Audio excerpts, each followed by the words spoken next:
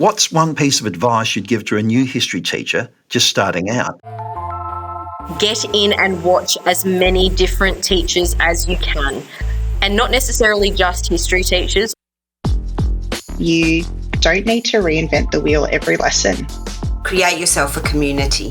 Be a teacher to start off with before you try to be the flashy teacher. If it's an area of history you're not 100% sure of, you go, let's explore that together. It's okay to say, I don't know. Hi, and welcome to Hey History Teacher, a series of evidence-backed tips and advice from expert teachers to help you teach history at primary or high school. You'll hear from history teachers right across Australia, as well as experts. If you're new to history teaching, this is for you.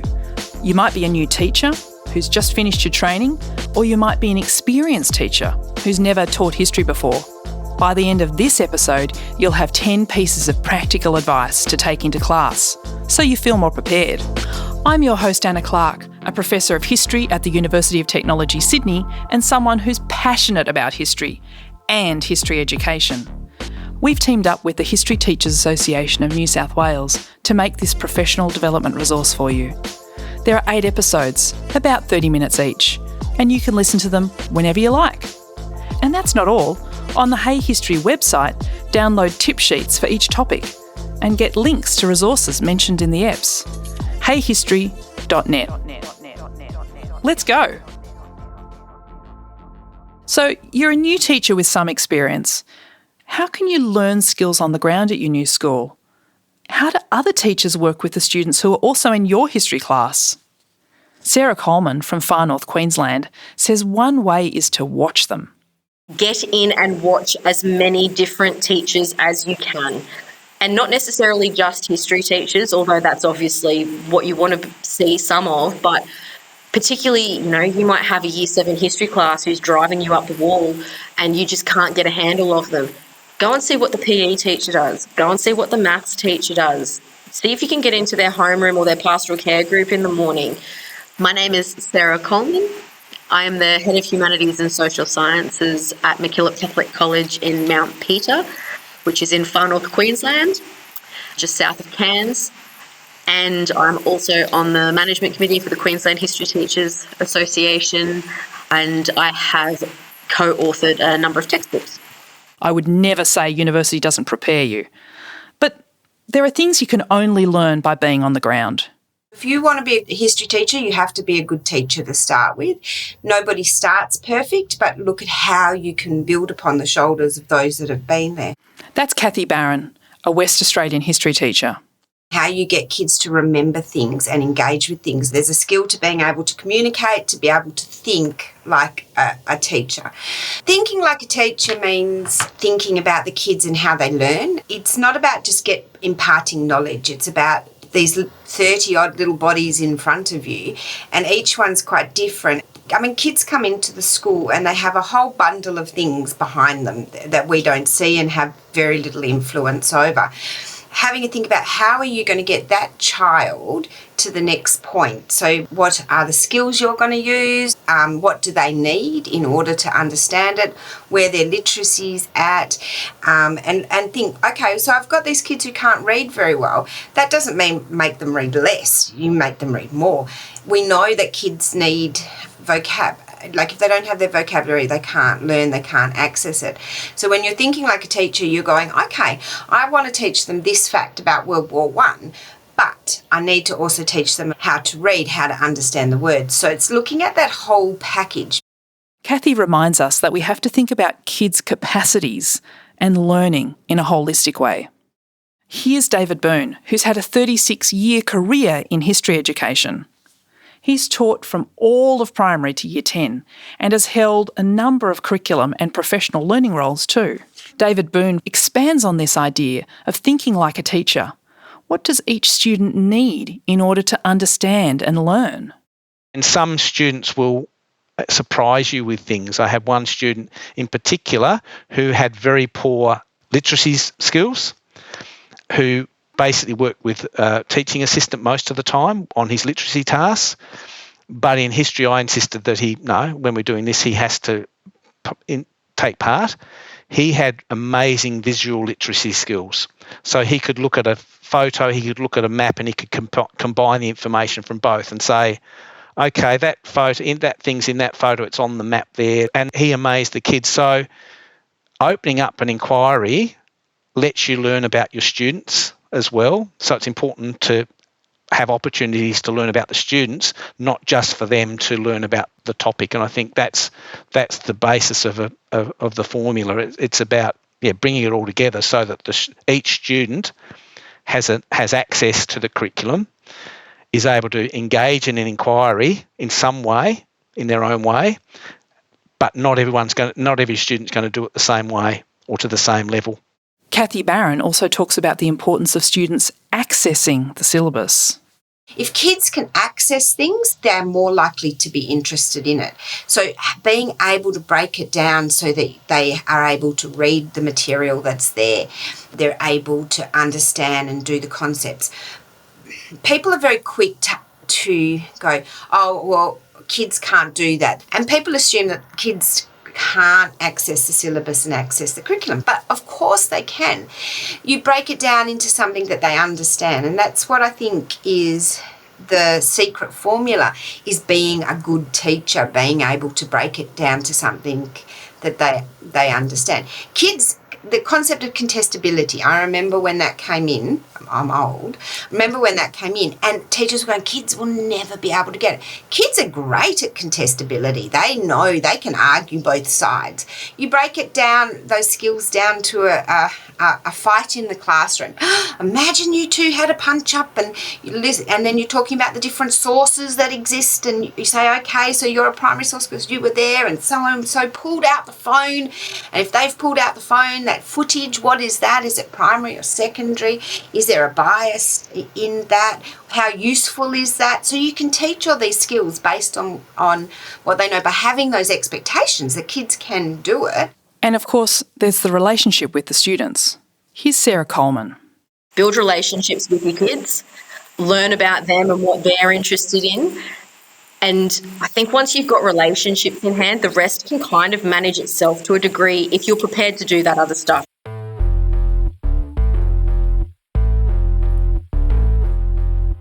My name's Paul Foley, and I'd probably regard myself as an early career teacher. I've only been teaching 40 years, and that means I'm keen on learning. I think you have to be a lifelong learner as a history teacher. I've taught in country Victoria for 20 years, and now I'm teaching in metropolitan Adelaide. It's interesting. I asked an early career teacher, I said, I'm doing this podcast. What was the greatest challenge for you? And she said, it's the challenge of delivering the content and then knowing how to piece it all together, the challenge of building skills. She said it's important to build connection with the students, and the connection with the students with history.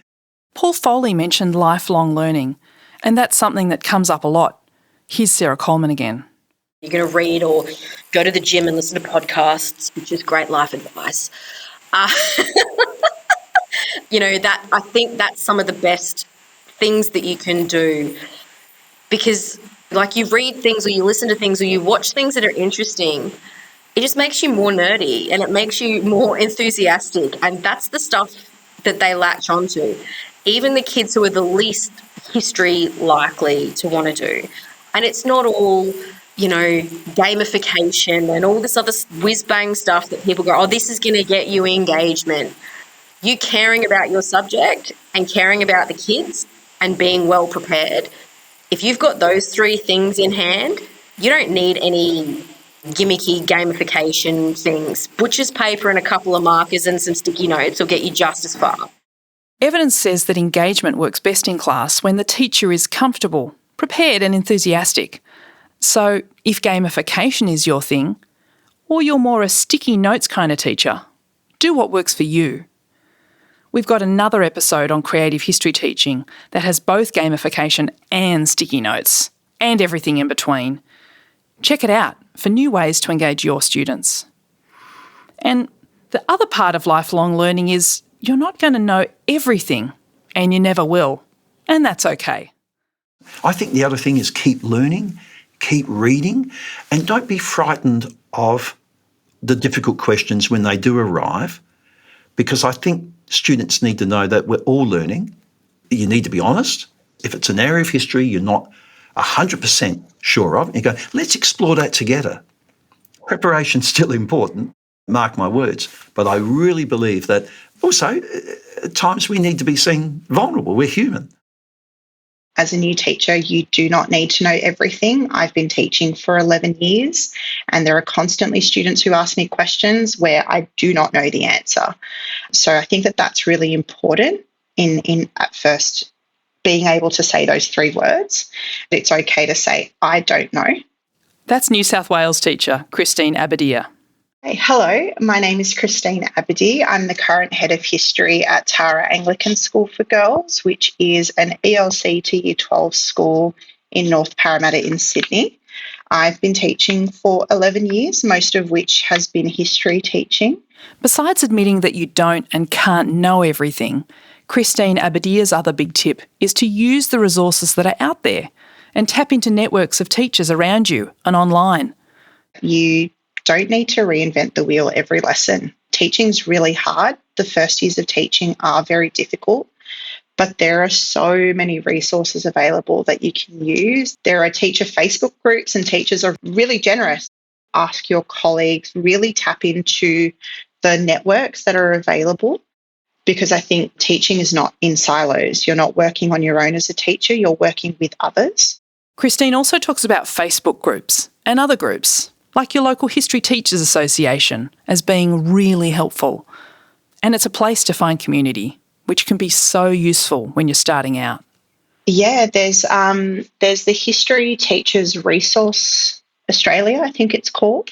There's ones that are specific to states. So there's New South Wales Teachers in History, even groups like the History Teachers Association. So I'm in the New South Wales one, which then has relevant PD and opportunities and links available there. There's then some ones that are specific to different areas of teaching, particularly in senior years. So there's one that's a modern history teachers group. There's an ancient history teachers group. So you can even tap into closer networks that are more specific to perhaps other subjects that you're teaching. Megan Tucker says, as a new teacher, there's the temptation to make your own resources or to be like those teachers on Instagram. Influencer teachers, doing everything so successfully. She felt that too, but looking back, she says to just give yourself some space, be realistic. So my name is Megan Tucker. I teach at Kadina Memorial School on the Yorke Peninsula in South Australia. I live and work on the traditional lands of the Narungga people. I generally teach Year 10 through to Year 12 history and SACE. I'm also a faculty leader and I work with the History Teachers Association of South Australia and the History Teachers Association of Australia. When I was a first year teacher, I wanted to create everything that I was teaching with. That's really great to be able to do that because you teach differently to every other person. Sometimes accessing existing resources made by experienced teachers and learning teams, which you can then tailor to your class, is a smarter, more sustainable way to start out. Remember what Christine Abadier said? You don't need to reinvent the wheel.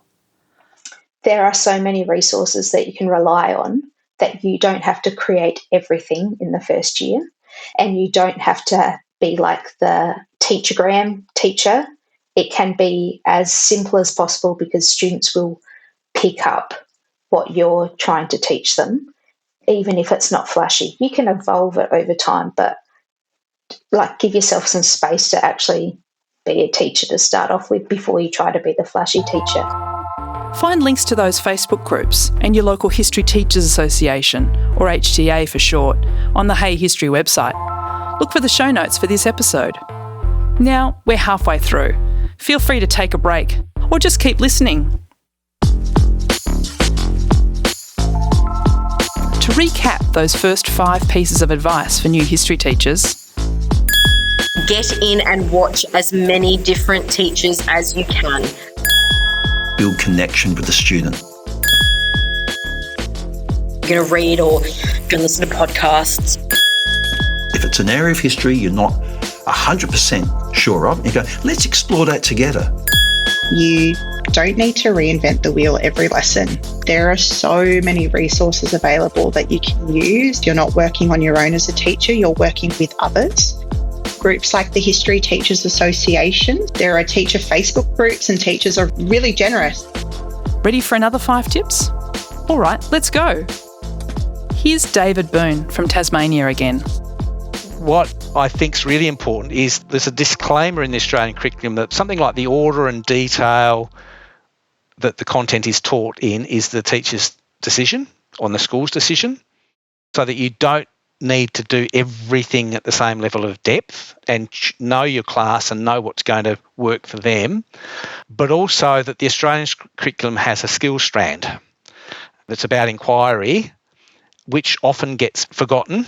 And so the importance of the skills strand is really important, and that drives the pedagogy. So it's the skills is what drives the pedagogy. So you need to have the kids asking questions, doing the research. They need to be interpreting and analysing and evaluating, and being aware that superficial coverage of everything on the topic doesn't get them in. So you need a broad understanding of the topic, but allowing students to dig deeply into something that really engages them. That's really important, and not just doing it superficially to cover it, to tick off the content descriptions and tick off the achievement standard.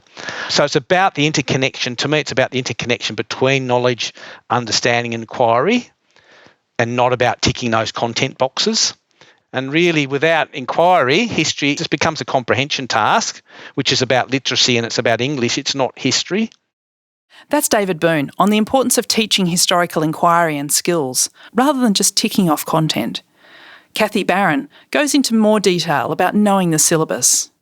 A lot of the time, beginner teachers think every point needs the exact same amount of time, and it doesn't, because it could be a point, but it could be something that's done in a lesson, where something else could be something that takes, a week to do. So you need to know the syllabus. The more you know it and understand it, the better your lessons will be. And you know where to put the depth in and where to only do it at less. Our next tip is from Paul Foley, who says that as teachers, we can't assume our students know major events in history, and that goes for all levels. I really firmly believe there's a danger that there's presumed knowledge with the students. These are surprising moments that occur to early career teachers. For example, there are students who are in years 9 and 10, and we're talking about conflict and disruption. If you refer to 9/11, they may not know what you're talking about. And that comes as an enormous surprise. You finish a lesson, you talk about the Cuban Missile Crisis, you might look at an excerpt of some footage of President Kennedy, and one student says, "Oh, it was sad what happened in the end to JFK." And another student says, "Why? What happened?" So they didn't even know about a very bad day in Dallas. One skill seen to be specific to history teaching, but can actually be applied to other subjects too, is source analysis. And Megan Tucker says it's one skill to know well, right from the start. The skill that you're going to have to need at the start is source analysis, being able to analyse sources and being able to pass on to students how to look at multiple perspectives and how to back whatever statement they're making up with evidence. So you're going to have to help them decode information, to identify bias, sometimes to be able to use sources with symbols that they're not going to understand or symbolism that they don't understand, and you're going to have to interpret that to be able to explain to them what that meant. The biggest thing I want students to take away from my classes is that they need to have confidence to make a statement, but they can't just have confidence. They also need to explain why they've made that statement and what evidence they have to prove it, because otherwise you just get people who are just loud and in the room, right? Like, that's not what you want. You actually want people to justify with real concrete evidence where they're coming from. I would want, as a new teacher, to know is that as a coordinator, I don't care if everything's black and white on a piece of paper, just so long as at the end of the day, you're teaching students how to decode sources and back up their statements with information from those sources. We know that our brains are wired for storytelling. And thank goodness, because history is full of stories. But what are your stories? And what are your students' stories? It's not just the people with grey hair are saying this, that it begins with story, and maybe it's your own story. Just yesterday with my Year 11s, I was explaining about the Berlin Wall and my travels there in 1985 and showed them some photos of the wall and how it existed then. But likewise, when peers then share stories with each other, for example, a student puts a hand up and goes, "Oh, we moved house, and when we tore it in the new house, we pulled up what they call, I think it's called lino." And I said, "Yeah, that's right, lino." And we found some old newspapers underneath. And that was really interesting. So all of a sudden, you're getting peer-to-peer sharing, but also how motivating is that for the teacher when the student says that? Sharing stories, your own stories, and the stories students have, it's a way to engage students, to get to know them, and encourage peer-to-peer sharing and learning. Paul adds that you can tell students the story of your own schooling and how what you learnt in history has really changed. I think the key thing is to state your context when you were at school. And I say, yes, when pterodactyls chased me home from school, it was that long ago. But the key thing is that you explain that it was a Eurocentric history, that it was very much a white explorer history, a very, very white history. It's important that the students understand how has that changed and why has that changed. And then, you introduce them to amazing people like Charles Perkins, Marsha Langton, Rachel Perkins, Faith Bandler. You start unpacking these amazing stories and the students start to understand how change occurs, but why sometimes it's glacial. And by the way, you can hear two of those amazing people that Paul mentioned in one of our episodes. Marcia Langton and Rachel Perkins talk about teaching in the Australian Wars for the high school history classroom. Our very last tip is from Kathy Barron. My final piece of advice would be love what you do. That's the most important thing. You are an advocate for your subject. You are the person who's getting up there and inspiring these young minds. If you don't like history or you don't like what you're doing and how you're doing it, how are you going to get them to like it? You are the advocate of that. You need to be saying, we are great, we are wonderful, this is how we do it, because it is the best subject and it is the most engaging and the most useful. As humanities teachers, we tend to go, oh, well, everything's important, because that's the nature of who we are. But we have to be our advocates. We have to be in there to fight for what is good and right. And we know the impact if you don't have good history teachers. You know I won't argue with that one. And we hope if you're new to history teaching, that you understand other passionate history teachers are out there to help you. And we hope that this podcast episode has also helped you. So those last 5 tips were... that superficial coverage of everything on the topic doesn't get them in. So you need a broad understanding of the topic, but allowing students to dig deeply into something that really engages them. There's a danger that there's presumed knowledge with the students. Teaching students how to decode sources and back up their statements with information from those sources. It begins with story, and maybe it's your own story. Peers then share stories with each other. You are an advocate for your subject. You need to be saying history is the best subject and it is the most engaging and the most useful. I'm Anna Clark, and you've been listening to Hey History Teacher. There are 7 other episodes for you in this series, from how to teach difficult histories to what makes great history teaching, how to bring creativity into your class, teaching history in all its complexity, and teaching the Australian Wars. A huge thanks to all the teachers we spoke to for this series. In this episode, you heard Kathy Barron, Sarah Coleman, Paul Foley, Christine Abadier, Megan Tucker, and David Boon. I also have the same name as a very famous Australian cricketer. Get a tip sheet summary of this episode on our website, heyhistory.net. And follow Hey History in your podcast app. This episode and the whole professional development series is funded by the History Teachers Association of New South Wales. Special thanks to Jonathan Dallimore. Hey History Teacher is produced by Jane Curtis at UTS Impact Studios. The executive producer of this series is Anna Clark. This podcast was made on Gadigal country in Sydney, Australia. Thanks for listening.